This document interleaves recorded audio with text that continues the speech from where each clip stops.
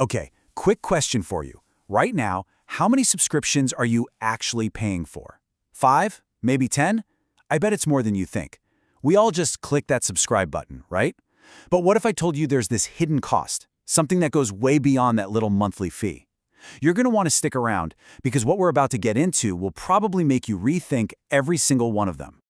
So let's start with this number, $204. Now, that's not the price of a new phone or anything like that. No, according to some recent data, this is the average amount of money Americans just waste every single year on subscriptions they don't even use. Yeah, it's that gym membership you forgot about or that streaming service you signed up for to watch one show. That is real money. Just poof, gone.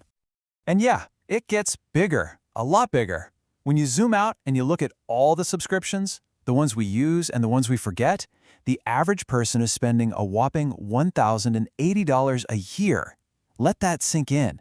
That's $90 every single month. Just think about what else you could be doing with $90 a month. That is the true cost of our little subscription habit.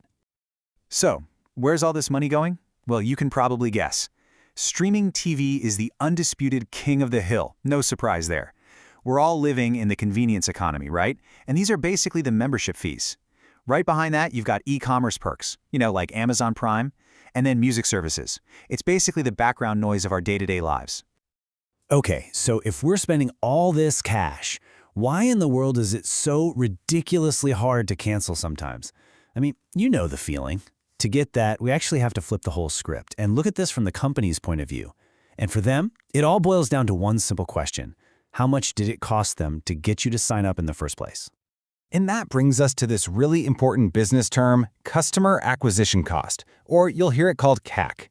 The easiest way to think about this is like a price tag that a company puts on getting you, the new subscriber. It's every single dollar they spent on Instagram ads, marketing people, sales teams, all of it, rolled into one number that represents the cost of winning you over. And the math here? It's actually pretty simple. A company just takes all the money it spent on sales and marketing over, say, a quarter, and divides that by the number of new customers they got in that same time. This isn't some fuzzy, abstract idea. It is a hard, cold calculation that drives almost every single decision these subscription businesses make.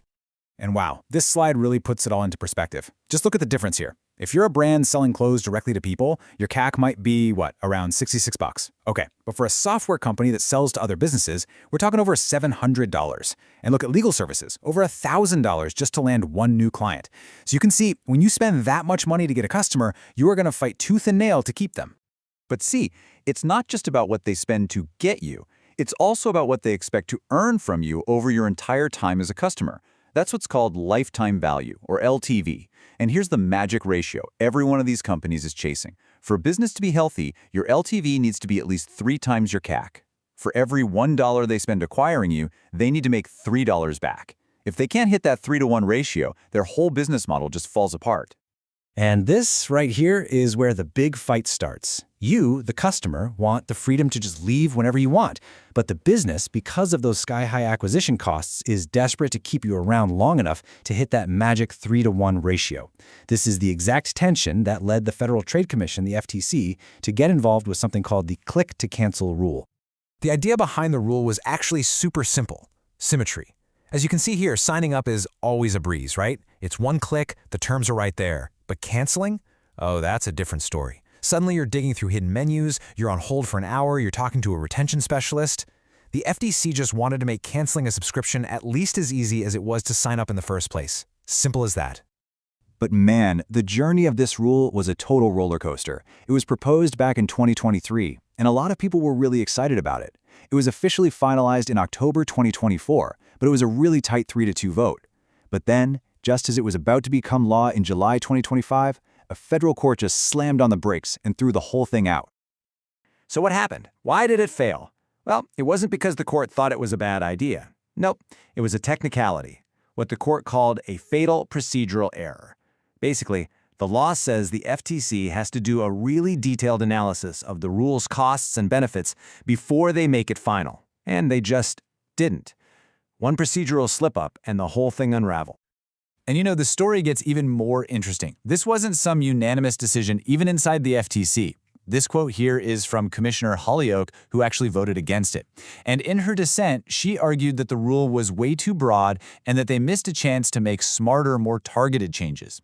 It just goes to show you how messy and complicated these regulatory battles can get behind the scenes. So, the click-to-cancel rule is dead. Now what? Well, welcome to the subscription endgame. This is where we are now, where consumers and businesses both have to figure out what the new rules of the road are. What does this all mean for your wallet, and what does it mean for the companies you subscribe to?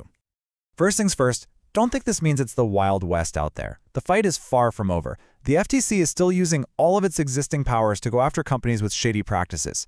I mean, there are active lawsuits right now against giants like Amazon and Adobe. And on top of that, state attorneys general are really stepping up their own enforcement, which is creating this kind of patchwork of rules all across the country.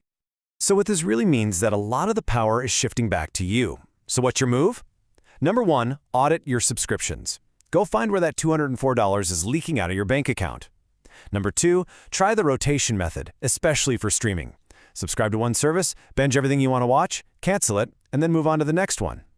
And finally, if a company makes it nearly impossible for you to cancel, file a complaint. Seriously, regulators actually rely on those complaints to build their cases. And hey, for any businesses out there watching this, the takeaway is not to go build a confusing cancellation maze. The really smart, long-term play is to just provide an easy, straightforward way to cancel and make sure all your disclosures are super clear. Why? Because at the end of the day, the best way to get that healthy 3-to-1 LTV to CAC ratio isn't by trapping your customers. It's by providing so much value that they choose to stay. Which really brings us to our final question, the big one. We live in a subscription economy that is supposed to be built on loyalty and long-term relationships. So in a world where your reputation is literally everything, is making it hard for people to leave ever really a good long-term strategy? Something to think about.